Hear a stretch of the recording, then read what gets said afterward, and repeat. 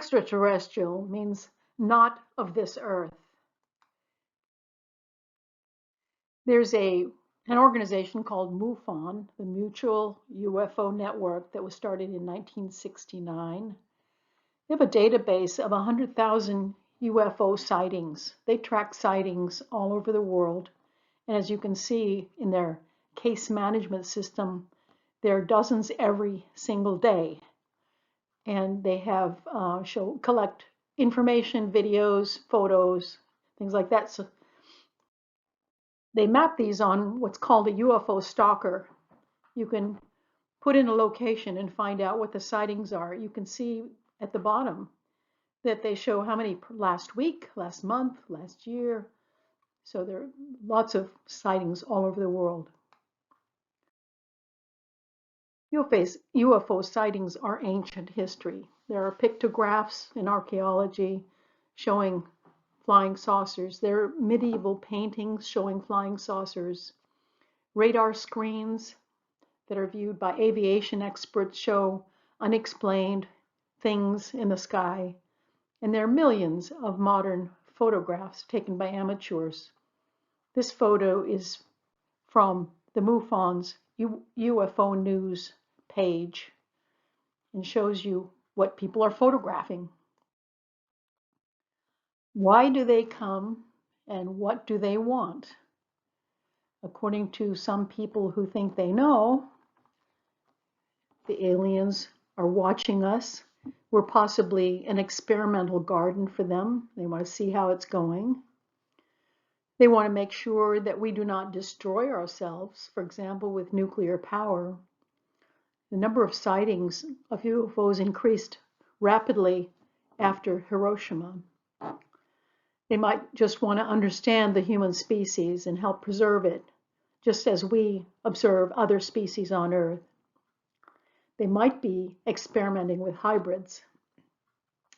They might also be trying to raise human consciousness and vibrations and try to improve us. And they might just be researching life forms on Earth, just like we do all over the world, except they're in the galaxy. A lot of people are afraid. They fear that extraterrestrials will see us as an inferior, dumber species and one that they can exploit. They might want to enslave us. This is the way we treat some other species. We eat them. We make them work for us. We're actually pretty cruel, and we think they don't have feelings. In 1947, there was a mysterious crash in Roswell, New Mexico. This is right after the war. It's been studied for decades, but the government's Project Blue Book studied it between 1952 and 1970. That's many years to come up with a definitive conclusion about what happened in Roswell. And what they concluded was it was indeed just a weather balloon. Oh, but at the same time, Area 51 needs to remain a top secret secure site because that was some precious weather balloon. Ruth Montgomery has said decades ago, UFOs and their appearance have been systematically ridiculed as pure nonsense by governments for years. And she said at that time, today interest in UFOs is taboo. That taboo subject is published now. You'll see one of the main books in 1989 and even one that just came out in 2020. There's also a lot of stories of alien contact. It's said that 2.5% of the population has had an encounter, and many of those are actual abductions. Abductees typically, they say, cannot remember anything that happened. Their memory is erased. But through hypnosis, a lot of people have been able to recall the details of abductions. Mary Rodwell, for example, in Australia, was a psychotherapist who had no intention of going there and ended up with 1,000 clients who described their abductions. And she's published books now And she and other people have documented UFO abductions, but hypnosis was the key to opening that door. Then, of course, there are single event descriptions published like Bud Hopkins' Missing Time.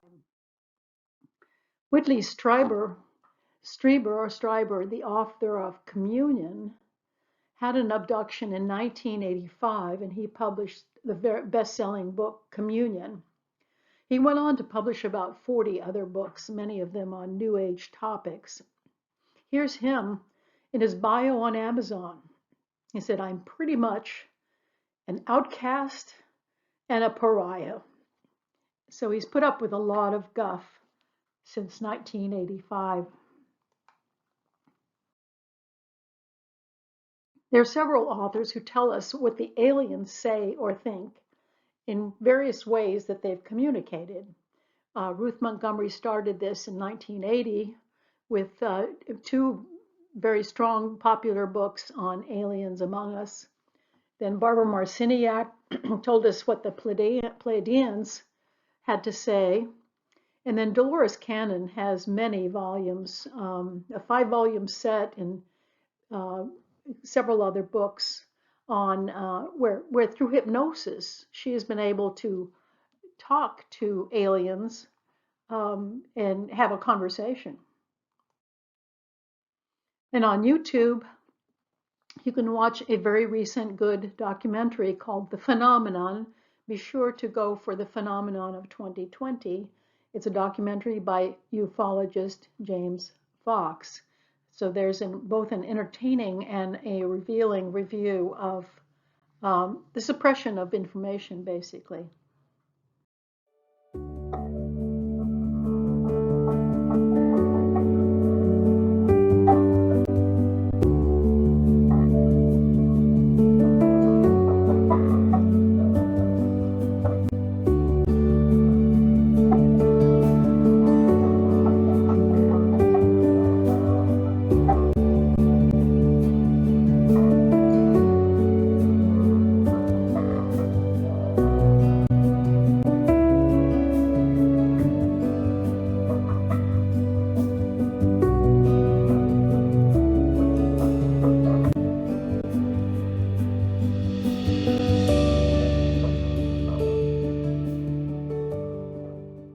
Of information, basically.